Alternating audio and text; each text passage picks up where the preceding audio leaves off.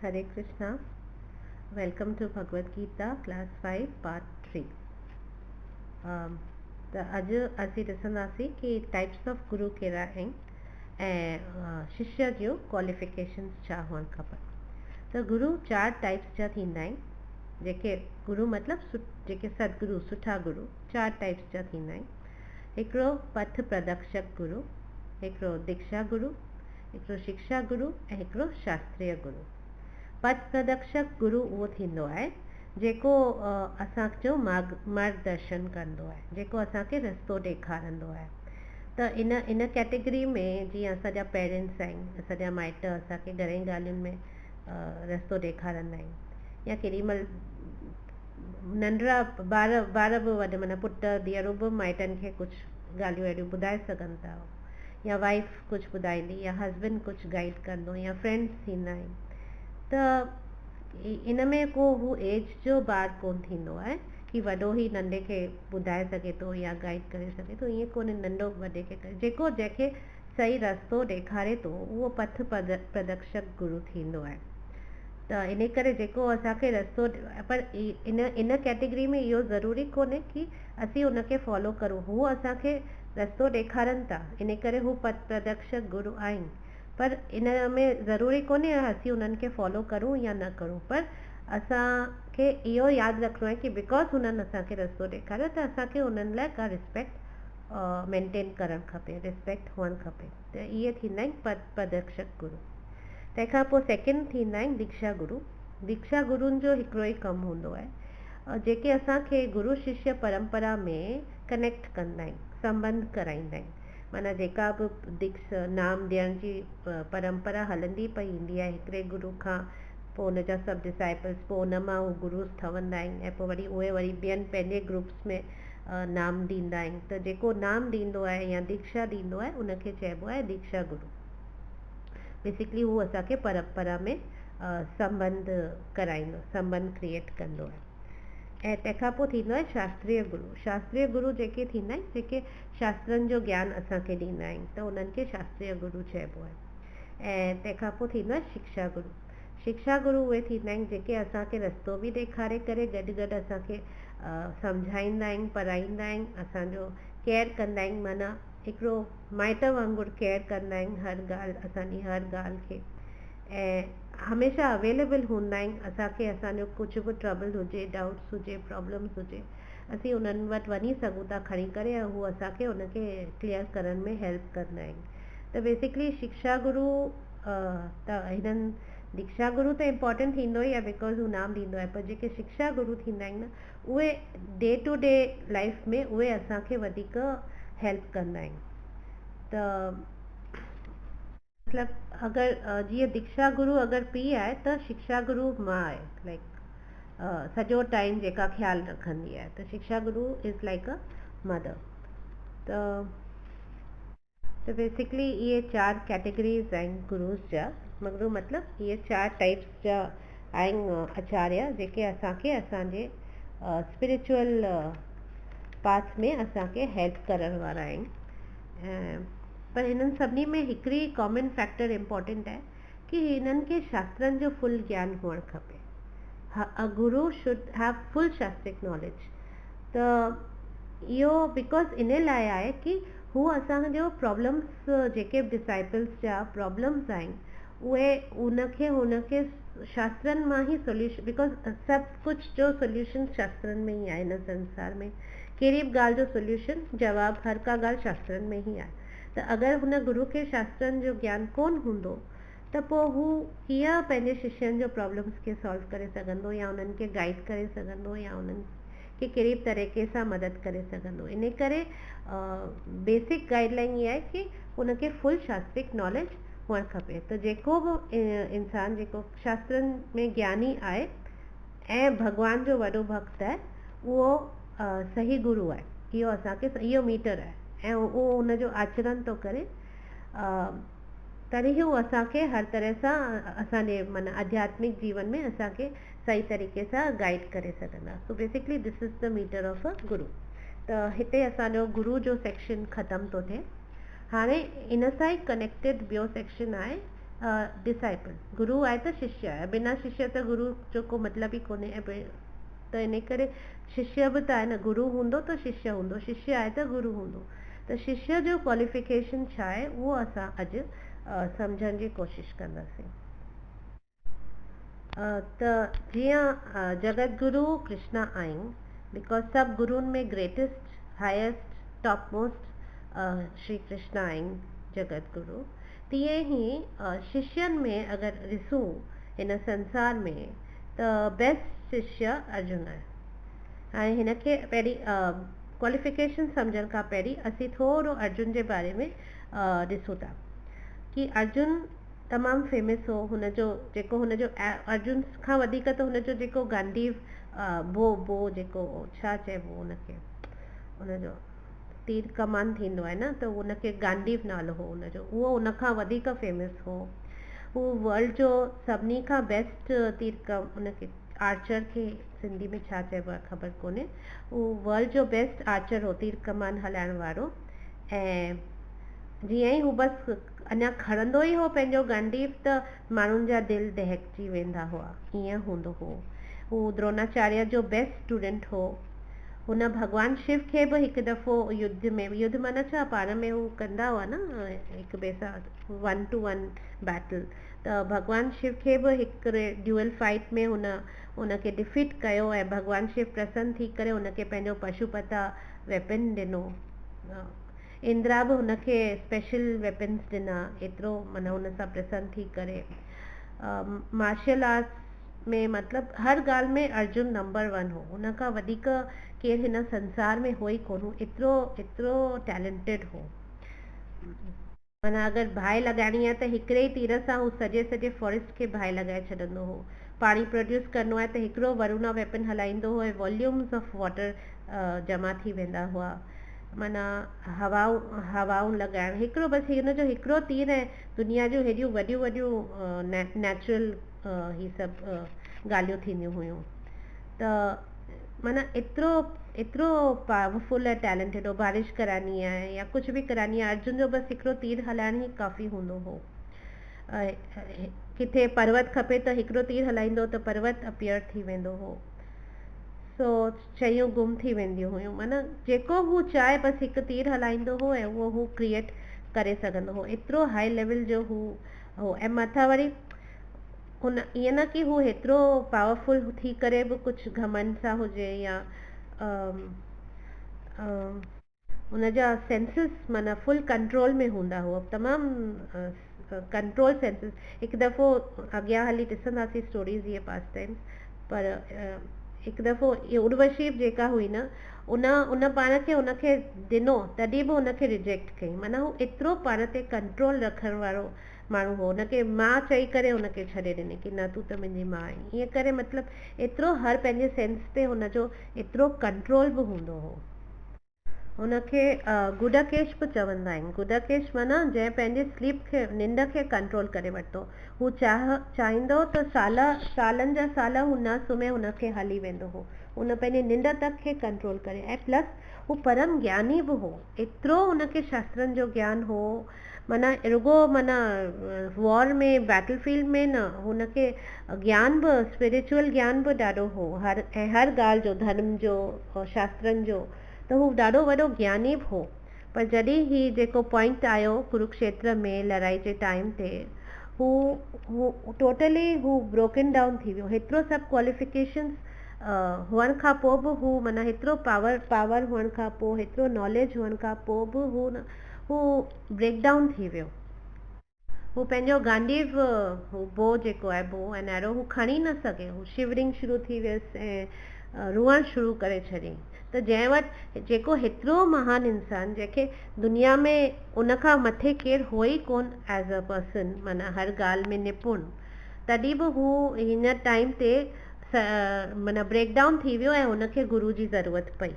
त इन करे इहो ॾेखारे थो कि गुरू जी ज़रूरत त असां वटि केतिरो पैसो हुजे, केतिरो बि नॉलेज हुजे, केतिरो बि पावर हुजे, गुरू जी ज़रूरत त असांखे लाइफ में पवंदी ई कंहिं न कंहिं पॉइंट ते। बिकॉज़ जेका स्पिरिचुअल जर्नी असांजी आहे या स्पिरिचुअल लाइफ जेका आहे एक्चुअली, उहा उन में असां हिकु पेर बि बिना गुरू जे गाइडेंस जे खणी नथा सघूं। ऐं इहो हुनजो क्लियर एग्ज़ाम्पल अर्जुना अथव कि हेतिरो सभु कुझु हुअण खां पोइ बि हू जॾहिं ही प्रॉब्लम हुनजी लाइफ में आई कुरुक्षेत्र वॉर जी, हू टोटली ब्रेक डाउन थी वियो, हू हुन सां कोन डील करे सघियो।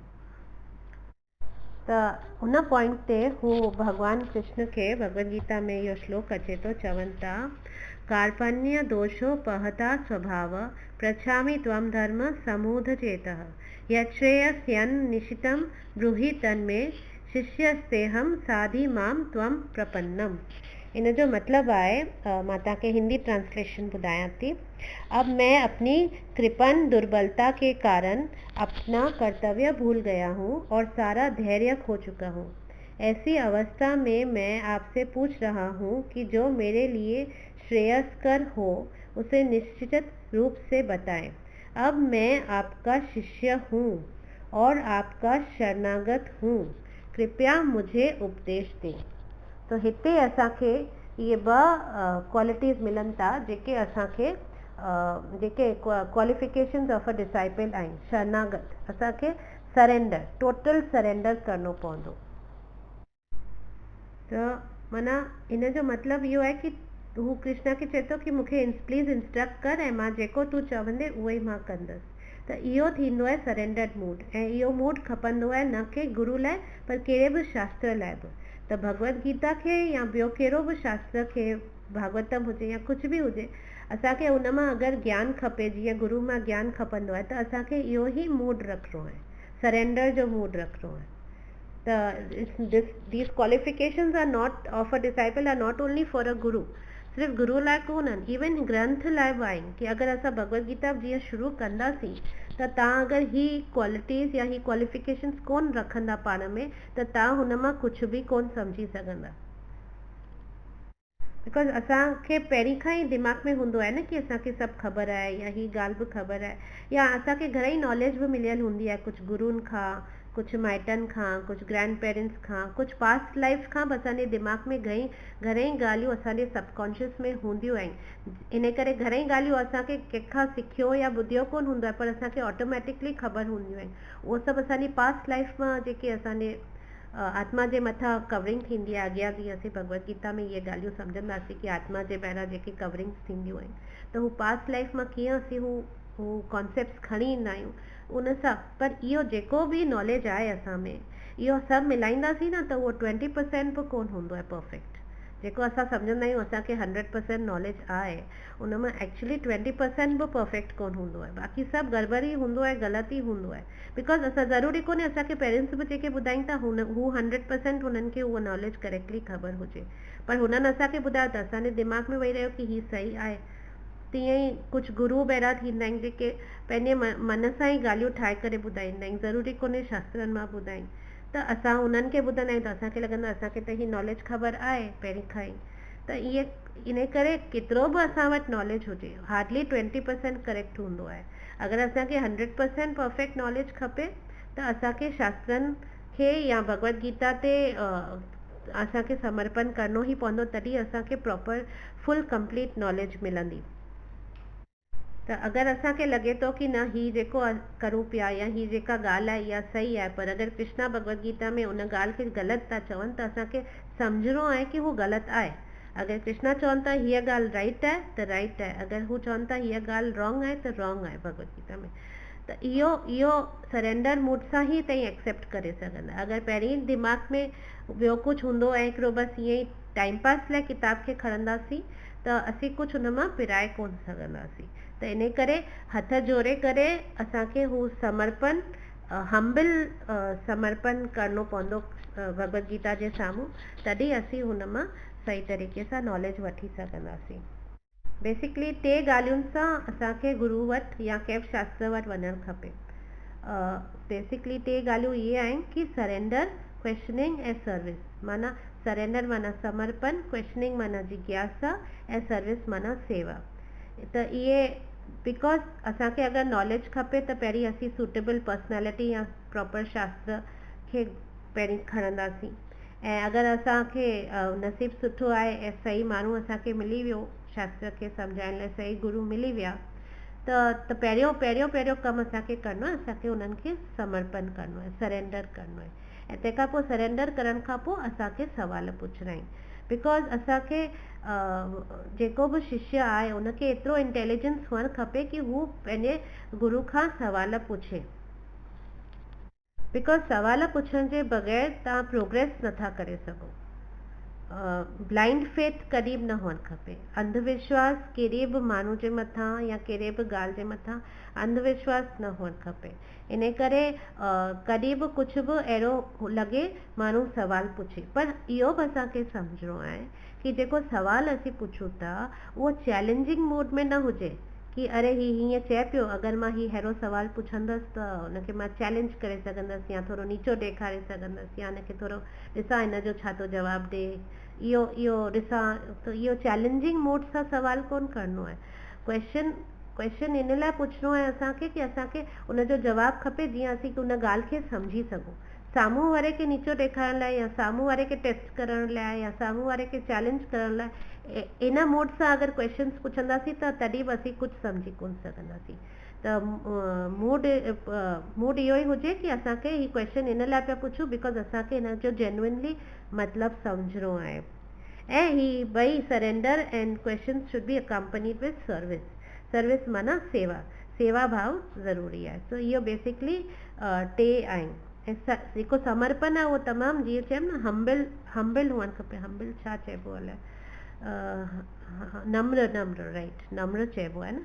त तमामु नम्र भाव सां माना गुरू जे साम्हूं वञिजे त पंहिंजा सभु डेज़िग्नेशन्स जेके आहिनि न उहे साइड करे छॾिजनि। साइड करे इहो सोचे करे वञिजे कि मां फुल नंबर 1 आहियां ऐं हाणे मूंखे हिन गुरू मां मूंखे ज्ञान मिलंदो, तॾहिं असीं कुझु ग्रहण करे सघंदासीं। बाक़ी पहिरीं खां ई असां दिमाग़ में पहिरीं कुझु भरे रखियो हूंदो न त असां सही तरीक़े सां नॉलेज कोन ग्रहण करे सघंदासीं। त श्री कृष्ण भगवद गीता में 4th चैप्टर में चवनि था, तद विद्धि प्रणिपातेन परिप्रश्नेन सेवया उपदेक्ष्यन्ति ते ज्ञानम ज्ञानिनस्तत्त्वदर्शिनः। इन जो मतलब है कि तुम गुरु के पास जाकर सत्य को जानने का प्रयास करो, उनसे विनीत होकर, या we have to see the word विनीत होकर जिज्ञासा करो और उनकी सेवा करो। स्वरूप प्रसिद्ध व्यक्ति तुम्हें ज्ञान प्रदान कर सकते हैं क्योंकि उन्होंने सत्य का दर्शन किया है। इहो श्लोक मूं तव्हांखे लास्ट क्लास में भी ॿुधायो हो, पर उन में मूं तव्हांखे गुरु जे कॉन्टेक्स्ट में ॿुधायो हो। हाणे शिष्य जे कॉन्टेक्स्ट में असांखे ॾिसणो आहे कि कृष्ण चवनि था कि तुम गुरु के पास जाकर सत्य को जानने का प्रयास करो, उनसे विनीत होकर जिज्ञासा करो और उनकी सेवा करो। सो ह्यूमिलिटी, क्वेश्चनिंग एंड सेवा, ये टई ॻाल्हियूं अचनि थियूं। कृष्ण चवनि था असांखे हुअणु खपनि। So these are the qualifications of a disciple. Humility, surrender करे हम्बिल सरेंडर करिणो आहे, जिज्ञासा करनी आहे ऐं हुनजी सेवा बि करनी आहे। हाणे हिनखे सम्झण लाइ असीं रावण जो एग्ज़ाम्पल ॾिसंदासीं। छा थींदो आहे न कि अगरि नम्रता कोन हूंदी न, हम्बिलनेस कोन हूंदी न, त ज्ञान त मिली वेंदो असांखे, पर उहो टिकंदो कोन। अगरि बिना नम्रता असां ज्ञान कंहिंखां बि वठण जी, पोइ चाहे उहो ग्रंथ हुजे या गुरू हुजे, वठण जी कोशिशि कई बिना ह्यूमिलिटी, कि इहो सोचे करे कि मूंखे कुझु कोन ख़बर आहे, पर असां इहो सोचे करे वठंदासीं कि मूंखे सभु कुझु ख़बर आहे या मूंखे घणेई कुझु ख़बर आहे, त हू जेको ज्ञान असांखे बाक़ी जेको मिलंदो न उहो असां वटि टिकंदो कोन। जॾहिं श्री राम रावण खे मारियो त हुनखे 31 एरोज़ हिकिड़े ई टाइम ते मारियईं। त हिकिड़े टाइम ते 31 एरोज़ मारियईं त रावण किरी पियो ज़मीन ते, ऐं तमामु थोरो टाइम रावण लाइ बचियो हो। त ओॾीमहिल पोइ श्री राम लक्ष्मण खे चयो कि रावण जैसो कि रावण जीअं बि हो, जीअं बि आहे, पर हुन जेतिरो ज्ञानी हिन सॼे दुनिया में केर बि कोन अथई। इहो श्री राम लक्ष्मण खे चयो, बिकॉज़ हू पुलस्त्य ऋषि जो वंशज हो न रावण। त अगरि तव्हां सभिनी खे ख़बर हूंदी त हू एक्चुअली तमामु वॾे ऋषि जो वंशज हो रावण। भले हू पोइ राक्षस कुल, हुनजी मां राक्षस कुल मां हुई, पर हुनजो जेको फादर जी लीनिएज हुई न तमामु वॾा ऋषि मुनिनि जी हुई। त श्री राम हुनखे चवनि था लक्ष्मण खे कि हाणे हू मरण वारो आहे ऐं वञी तकिड़ो हुन खां थोरो ज्ञान वठी अचु। त हाणे लक्ष्मण त जीअं असांखे ख़बर आहे कि लक्ष्मण त अनंत शेष जो अवतार आहे न। लक्ष्मण अनंत शेष माना जेको विष्णु जे मथां शेषनाग हूंदो आहे उहो ई न लक्ष्मण उन्हनि जो ई त अवतार आहे न। त हू थोरो उनखे थोरो मान हूंदो आहे हुनखे थोरो। त हू शिकिलियूं ठाहिणु लॻो कि अरे ही छा पियो चए, माना पाण श्री राम खे ॾिसी करे कि अरे शिकिलियूं ठाहिणु लॻो, छा रावण खां वञी मां ज्ञान वठां, लाइक पर हाणे कुझु करे कोन सघियो बिकॉज़ लक्ष्मण त खे श्री राम जी हर आज्ञा खे फॉलो ई करिणो हूंदो हो। त इन करे वियो, वञी करे रावण जे पासे में बीठो। त रावण वटि जीअं ई पासे में वञी बीठो, रावण पंहिंजी शिकिल ॿिए पासे करे छॾी, घुमाए छॾी। लक्ष्मण खे लॻो गुस्सो, तकिड़ो वापसि हली आयो ऐं राम खे चयईंसि कि ॾिस रस्सी जल गई पर बल नहीं गया, माना ॾिस न अञा ताईं रावण मां वियसि हीअं रावण मुंहुं फेरे छॾियो। त राम यकदमि पुछियईंसि कि तूं वे, अच्छा तूं कीअं वे, थोरो मूंखे ॿुधाए। त लक्ष्मण ॿुधाईंसि कि मां वञी करे हुन वटि वियसि ऐं हुनजे मथे वटि वञी करे बीठोसांसि। त यकदमि श्री राम चयो कि न, तूं हीअं ज्ञान नथो वठी सघीं, इहा विधि कोन्हे, इहे जेको तूं हुनजे सिर ते वञी चढ़ी करे बीह रहे ऐं हुनखे चईसि तो मूंखे ज्ञान ॾे, इहो को तरीक़ो कोन थींदो आहे। तोखे फुल नम्र भाव सां हुन वटि वञिणो आहे, हुनजे पेरनि वटि वञी करे बीहणो आहे ऐं हथ जोड़े करे हुनखे प्रणाम करिणो आहे ऐं पोइ हुनखां ज्ञान घुरनो आहे। इहो थींदी आहे विधि कंहिंखां ज्ञान प्राप्त करण जी। बाक़ी तूं सिधो हुनजे मथे ते वञी बीह रहंदे ऐं हू तोखे ज्ञान ॾींदो, ईअं थींदो ई कोन्हे। पोइ लक्ष्मण ठीकु आहे वियो, वरी वञी करे ऐं हुनजे पेरनि वटि वञी करे रावण जे बीठो ऐं रावण त पट में लेटियो पियो हो न, माना किरियो पियो न, तीर लॻी विया हुअसि। त हुनजे पेरनि वटि वञी करे बीठो ऐं पोइ हथ जोड़े करे तमामु नम्रता सां हुनखे चयईंसि कि प्लीज़ मूंखे थोरो ज्ञान ॾे। त हाणे रावण हुनखे ज्ञान ॾियणु शुरू कयो। त रावण हुनखे 2 फिलॉसफीज़ ॿुधायूं कि मां तोखे लक्ष्मण सॼे शास्त्रनि जो सार 2 सूत्रनि में ॾियां थो, बिकॉज़ हाणे मां मरां पियो ऐं मूंखे इहे ई 2 ॻाल्हियूं हींअर ॾिसण थियूं अचनि कि पहिरियों सूत्र इहो अथई कि जीवन में जॾहिं बि कुझु सुठो वीचार अचे हुनखे यकदमि करे छॾणु खपे, थोरी बि देरि न करणु खपे। माना मन में सुठो वीचार आयो, फट सां करे छॾिणो आहे ऐं 1 सेकेंड जो बि सोचणो कोन्हे ऐं देरि कोन करिणो आहे। रावण चयईंसि कि मूंखे घणेई मन में सुठा वीचार ईंदा हुआ, पर मां कॾहिं उन्हनि खे यकदमि उन्हनि ते अमल कोन कयो। हिकु दफ़ो जीअं एग्ज़ाम्पल आहे कि हिकु दफ़ो रावण सोचियो कि ही समुंड जो पाणी एतिरो खारो आहे, अगरि मां हिन समुंड जे पाणी खे मिठो थो करे छॾां त संसार जो केतिरो भलो न थी वेंदो। ऐं एक्चुअल में रावण एतिरो महान हो, हुनखे इहो हो ही करे सघे हा, हुन में उहा क्षमता हुई कि हू सॼे समुंडनि जे पाणी खे खारे खे मिठो करे सघे हा। पर हुन सोचियो ठीकु आहे, इहो पोइ अञा त ज़िंदगी पई आहे, आराम सां पोइ कॾहिं करे कंदसि। हिकु दफ़ो ॿियो रावण सोचियो कि ही जेके योगी मुनि हेतिरी यज्ञ तपस्याऊं, हेतिरो माना पाण खे कष्ट ॾेई करे एतिरा जंगनि बननि में वञी करे हीअं बुखा प्यासा रही, बारिश उस सभिनी में कोन अष्टांग योगा थींदी आहे, माण्हू तपस्या कंदा आहिनि वञी करे। त रावण हिकु दफ़ो सोचियो कि ही सभु हेतिरो कष्ट था कनि तपस्या करण लाइ, मां स्वर्ग वञण लाइ मां छो न हिकिड़ी ॾाकण हितां खां वठी स्वर्ग ताईं ठाहे छॾां ऐं जंहिंखे जेॾीमहिल खपे स्वर्ग में आराम सां चढ़ी करे वञी हले। पर वरी उन सोचियो अरे अञा लाइफ त लंबी पई आहे, मां वरी कॾहिं इहो कमु कंदसि। माना रावण एतिरो पावरफुल हो जो ही कमु एक्चुअली हू करे सघे हा ऐं हुनजे मन में आया बि हुआ, ईंदा बि हुआ इहे ॻाल्हियूं, पर हुन सोचंदो हा ठीकु आहे अॻियां हली करे कॾहिं करे कंदसि।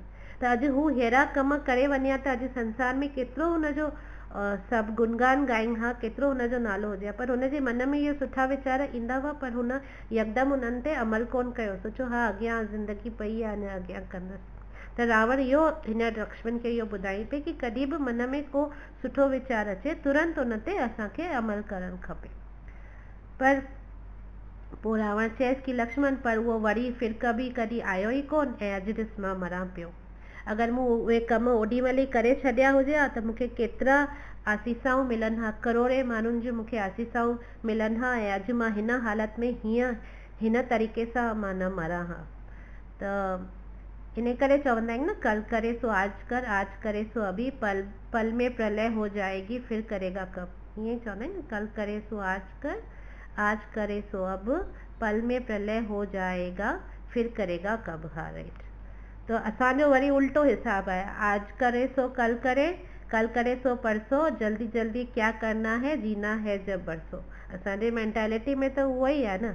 इन करे असांखे इहो सम्झणो आहे रावण जे हिन सूत्र मां कि नेक काम में कॾहिं असांखे देरी न करणु खपे। हिकु दफ़ो एक्चुअली करण जे बारे में अगरि तव्हांखे स्टोरीज़ ख़बर हूंदियूं त करण त रोज़ु सुबुह जो पूजा लाइ वेंदो हो न, सूर्य पूजन वेंदो हो, त अर्ली मॉर्निंग त मां ब्रह्म मुहूर्त में वञी करे पूजा पाठ कंदो हो। ऐं ओॾीमहिल हू सोना दान डेली कंदो हो, डेली सुबुह जो ब्रह्म मुहूर्त में पूजा पाठ करे ऐं हू सोन दान कंदो हो करण। त हिकिड़े ॾींहुं हू ही सभु ख़तमु करे दान वान बि ॾेई करे वापसि पिए आयो, त हिकिड़ो ब्राह्मण ॾुकू पाईंदो आयो। उन ब्राह्मण वीचारे खे को देरि थी वई हुई ऐं उनखे ज़रूरत हुई भिक्षा जी, त हू यकदमि ॾुकू पाईंदो करण वटि आयो कि मूंखे सॉरी देरि थी वई ऐं मूंखे दान ॾे। त करण यकदमि पंहिंजे मंत्री खे चयो, जेको हुनजो असिस्टेंट मंत्री हुन सां गॾु हो, उनखे चई कि वञ तकिड़ो वञी करे खज़ाने मां कुझु खणी अच। त तेसि ताईं करण छा कयो, पंहिंजे हथ में हुनजी सोने जी मुंडी पई हुई, त हुन छा कयो कि हुनजे लेफ्ट हैंड में इहा पई हुई, लेफ्ट हैंड जी लेफ्ट फिंगर में हुन पई हुई, त हुन लेफ्ट मां ई माना हुनजे फिंगर में मुंडी पई हुई, ऐं सॉरी हुन लेफ्ट हैंड सां लाथी लाहे करे लेफ्ट हैंड सां ई हुन ॾेई छॾी हुन ब्राह्मण खे। त मंत्री जेसि ताईं अची पहुतो, पोइ हुन चई अरे तूं मुंहिंजे लाइ वेट छो न कयो, ऐं तोखे ख़बर कोन अथई छा कि तोखे कॾहिं बि लेफ्ट हैंड सां दान न करणु खपे। त करण हुन तां हुनखे जवाबु ॾिनई कि हा मूंखे ख़बर आहे कॾहिं बि लेफ्ट हैंड खां दान न करणु खपे, पर अगरि मां लेफ्ट हैंड खां रिंग अगरि मां राइट हैंड में मुंडी या ट्रांसफ़र करां हा, ऐं तंहिं विच में मूंखे वीचार मुंहिंजो मटिजी वञे हा दान करण जो, त हुन दान जे फल खां मां वंचित थी वञा हा। बिकॉज़ उहो जेको पल थिए हा कि मां पंहिंजे लेफ्ट हैंड खां उहा मुंडी खणी करे राइट हैंड में ट्रांसफ़र करे, त उन हिकु पल में अगरि मुंहिंजे मन में वीचार अची वञे हा कि ही न ॾियां, मां छो ॾियां, त मुंहिंजो सॼो दान जो फल ई वेस्ट वञे हली हा। त उन पल में मुंहिंजो माइंड चेंज थी सघे थो, इन 1 सेकेंड में मुंहिंजो माइंड चेंज थी सघे हा। त इन करे जीअं ई जेको सुठो वीचार जीअं ई मन में अचे यकदमि पूरो कजे, 1 सेकेंड जी बि देरि न कजे। ऐं 1 सेकेंड जी देरि केतिरी भारी पई सघे थी, इहो तव्हां महाराज दशरथ जे हुन लाइफ मां ॾिसी सघो था। अॼु महाराज दशरथ खे सडनली वीचार आयो कि मां राम, दशरथ त राजा हो, उनखे कंहिंखे सही हो, सवलो हो, न बीमार हो न छा हो, ही वॉज रूलिंग, पर हुनखे मन में वीचार आयो कि मूंखे राम खे राजा ठाहिणो आहे, त मां वानप्रस्थ वठां, मां वञी करे विष्णु भक्ति करां थो आश्रम में, ऐं मां राम खे राजा थो ठाहे छॾां, हाणे मां पंहिंजो वानप्रस्थ थो करां। त यकदमि हुन वशिष्ठ जी खे घुराए करे पुछो कि मूंखे सुठो मुहूर्त ॿुधाए त मां राम खे राज मुकुट पायां। बिकॉज़ अॻे त एक्चुअली राजा ठाहिण छा थींदो, बसि हू पंहिंजो मुकुट लाइ जंहिंजे मथे ते रखंदा न, ओॾीमहिल ई सम्झो हू राजा जो, पोइ हू सभु फॉर्मेलिटीज़ थींदियूं हुयूं, अभिषेक कराइण, राजगद्दी ते विहारण ऐं हू सभु, पर जेको बसि मथे तां लाहे करे मुकुट अगरि तव्हां रखियो न, त हू राजा थी वियो, ॿियो राजा थी वियो। त हुन वशिष्ठ जी खां पुछो न दशरथ कि मूंखे सुठो मुहूर्त ॿुधायो, त वशिष्ठ हुनखे चईसि कि सुठो मुहूर्त त हींअर ई आहे, देरी न कर, अगरि हींअर तुंहिंजे मन में इहो वीचार आयो आहे कि तोखे राम खे राजा ठाहिणो आहे, त हींअर ई बसि तूं मुकुट लाहे करे हुनजे मथे ते रखी छॾ, थी वियो हू राजा, ॻाल्हि ख़तमु थी वई। त दशरथ चई न ईअं कीअं, ईअं कोन थींदो, एटलीस्ट मूंखे 24 कलाक त ॾे, 24 कलाक त ॾे, मां थोरो तयारियूं करां। त इहे 24 कलाक राजा दशरथ खे केतिरा भारी पइजी विया, इहो त असां सॼे संसार खे रामायण मां ख़बर आहे कि हुन 24 कलाक में छा छा थी वियो। त अगरि हू यकदमि ई लाहे करे मुकुट राम जे मथे ते रखी छॾे हा, त जेको बि पुठियां रामायण जो जेको बि आहे, कुझु बि अहिड़ो वनवास या जेको बि कुझु बि कोन थिए हा। त इहो रावण जो फर्स्ट सूत्र हो। ऐं रावण जो ॿियो सूत्र हुन जेको ॾिनो हो कि अगरि मन में को बुरो वीचार अचे थो त हुनखे टाले छॾणु खपे। बिकॉज़ छा थींदो आहे न, असीं पंहिंजे बुरे वीचारनि खे या कहिड़े वीचार खे असीं दबाए नथा सघूं। वीचार अगरि मन में आयो त हू ईंदो ई पियो जेसिताईं असां हुनखे पूरो न कयो आहे। इहो हिकिड़ो साइकोलॉजिकल फैक्ट आहे। त हू असांखे उहो वीचार ईंदो ई पियो, असां हुनखे सप्रेस नथा करे सघूं। कहिड़ी बि ॻाल्हि खे मन एतिरो स्ट्रॉन्ग आहे न, असीं हुनखे सप्रेस बिल्कुलु कोन था करे सघूं। त रावण लक्ष्मण खे ॿुधायो कि कॾहिं बि मन में को बि बुरो वीचार अचे थो न, त हुनखे असांखे टाले छॾणु खपे। टाले छॾणु खपे कि मां सुभाणे कंदसि, परीहं कंदसि या पोइ कंदसि। माना मन में थोरो डाउट लॻे कि हीउ वीचार थोरो सही कोन्हे, त हुनखे असांखे टालणु खपे। त रावण चयईसि कि मूं सोचियो मां सीता खे किडनैप करे वठी थो अचां, त अगरि मां उहो ऐं मूंखे जीअं ई मूं उहो सोचियो मां यकदमि उहो पूरो करणु वियसि, त मूं हुनखे टालियो कोन। त अगरि मां हुनखे टाले छॾां हा त अॼु हीउ सभु न थिए हा। त बेसिकली इहे ॿ ॻाल्हियूं रावण लक्ष्मण खे ज्ञान ॾिनो। हालांकि हिन सेक्शन में हिन ॻाल्हि जो एतिरो ज़रूरत कोन हुई, पर हिकिड़ो गुरु शिष्य जो पास टाइम हो कि कीअं ज्ञान, सुठो ज्ञान मिलंदो आहे अगरि सही तरीक़े सां केरु कंहिंजे शरण में वञे ज्ञान वठण लाइ। त इहो हिकिड़ो एग्ज़ाम्पल हो। ऐं त परिप्रश्नेन सेवया, सेवया माना सेवा भाव। तो ॿियो आहे कि असांखे सेवा भाव सां, असां ॾिसो कि असांखे हम्बल सरेंडर सां वञिणो आहे, माना नम्र भाव सां असांखे समर्पण करिणो आहे, असांखे सवाल पुछणा आहिनि ऐं असांखे सेवा करणी आहे, सेवा भाव रखिणो आहे गुरू लाइ। हाणे गुरू जी ॿ तरीक़े सां असीं सेवा करे सघंदा आहियूं। हिकिड़ी थींदी आहे वाणी सेवा, हिकिड़ी थींदी आहे वापू सेवा। वापू सेवा थींदी आहे पर्सनल सेवा, फिज़िकल सेवा ईअं थींदी आहे। या त गुरू जी फिज़िकली जीअं शिष्य रही करे आश्रम में उनजी सेवा कंदा आहियूं, या जीअं असीं डोनेशन्स कंदा आहियूं या उन्हनि लाइ कुझु कमु कंदा आहियूं, त इहो थींदी आहे वापू सेवा। ऐं वाणी सेवा थींदी आहे कि असीं जॾहिं गुरू जा इंस्ट्रक्शन्स जेके आहिनि असीं उनखे फॉलो कंदा आहियूं पंहिंजी लाइफ में, उहो थींदी आहे वाणी सेवा। माना गुरू जी जेका वाणी आहे, जेको हुन इंस्ट्रक्शन्स ॾिना आहिनि, उन वाणी खे फॉलो करण ई उहा बि हिकिड़ी सेवा थींदी आहे। ऐं एक्चुअली इहा सेवा वापू सेवा खां श्रेष्ठ थींदी आहे। बिकॉज़ जॾहिं ताईं गुरू जा इंस्ट्रक्शन्स फॉलो था करो त हू वधीक ख़ुशि थींदो न, बिकॉज़ हू जेको चए थो ऐं असीं उहो फॉलो था करूं त हुनखे उहो ख़ुशी थींदी। ऐं असांजी लाइफ में बि एक्चुअल चेंज, अॼु डोनेशन ॾेई छॾियोसीं त एतिरो असांजी लाइफ में चेंज कोन ईंदो, पर असां अगरि हुन जा इंस्ट्रक्शन्स खे फॉलो कयोसीं त उन सां असां क्रोर्स ऑफ रुपीज़ असीं ॾेई सघूं था, पर असीं हुनजे इंस्ट्रक्शन खे ई अगरि फॉलो कोन कंदासीं त फ़ाइदो छा थियो। ऐं केरु अगरि तमामु ग़रीब आहे, कुझु नथो ॾेई सघे गुरू खे, गुरू जी सेवा बि नथो करे सघे, पर हू हुनजो हिकु हिकु अखर खे ग्रहण करे पंहिंजी लाइफ में उतारे करे उन हिसाब सां हले थो, त गुरू उन शिष्य सां वधीक ख़ुशि थींदो। त इन करे अॼु असां ॾिठोसीं जेके डिसाइपल आहिनि हुनजा टे बेसिकली हुअणु खपनि कि हू नम्र भाव सां समर्पण करे ऐं सवाल पुछे, सही इंटेलिजेंट सवाल पुछे, अंधविश्वासी न हुजे, जेको बि केरु चए उनखे बसि फॉलो करिणो न, सोचे सम्झी करे एक्सेप्ट करणु खपे। ऐं टियों सेवा भाव रखणु खपे। सेवा भाव मतिलबु कि फिज़िकल ज़रूरी कोन्हे फिज़िकल सेवा, एक्चुअल सेवा भाव थींदो आहे उनजी वाणी खे पंहिंजी लाइफ में फॉलो करणु, उनजे इंस्ट्रक्शन्स खे फॉलो करणु। त तीअं ई जेको ही गुरू लाइ शिष्य आहिनि, तीअं ई इहो अप्रोच असांखे भगवत गीता खे पढ़ण लाइ बि रखिणो आहे। असीं जॾहिं भगवत गीता पढ़णु शुरू कंदासीं त तव्हांखे बि इहो भावना रखणी पवंदी कि कृष्णा असांखे जेको ॿुधाइनि था उहो असांजे भले लाइ ई आहे, ऐं इन लाइ ई हुन भगवत गीता चई हुई कि मनुष्य पंहिंजे जीवन खे सुठी तरह सां जी सघनि। त उहो सभु असांखे पंहिंजे हिकु हिकु शब्द खे श्रद्धा सां ऐं सरेंडर करे असांखे भगवत गीता खे ॿुधणो ऐं सम्झणो आहे। त ऐं कुझु बि सवाल हुजनि त जेके माण्हू ॾेई सघनि था असांखे जवाबु, उन्हनि खां हम्बली उहे सवालनि जो जवाबु पुछी करे सभु कुझु सम्झणो आहे।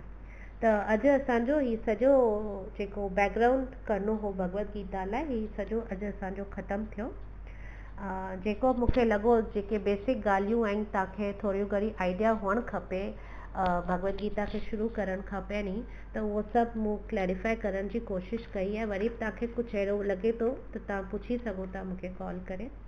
मूंखे अगरि कुझु ख़बर हूंदो त मां ज़रूरु तव्हांखे ॿुधाइण जी कोशिशि कंदसि। ऐं हाणे नेक्स्ट क्लास खां असीं शुरू कंदासीं जेके भगवत गीता में न 5 तत्वनि जे मथां, फुल भगवत गीता 5 तत्वनि जे मथां बेस्ड आहे।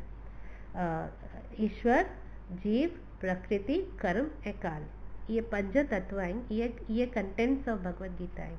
सॼी भगवत गीता सिर्फ़ु ऐं सिर्फ़ु इन्हनि 5 ॻाल्हियुनि जे बारे में ॻाल्हाईंदी आहे। त उहो भगवत गीता खे स्टार्ट करण खां पहिरीं इन्हनि 5 ॻाल्हियुनि खे असीं या मेन एटलीस्ट जीव ऐं ईश्वर, एटलीस्ट इन्हनि ॿिनि खे असीं थोरो डिटेल में सम्झी वठूं, तंहिंखां पोइ असीं शुरू करे सघंदासीं भगवत गीता। त नेक्स्ट वीक मां तव्हांखे जीव तत्व जेको आत्मा आहे, आत्मा जे बारे में, आत्मा हे असांजो जेको शरीर आहे पंचभूत जो, इन जे बारे में असीं नेक्स्ट क्लास में स्टार्ट कंदासीं। Thank U very much. Hare Krishna.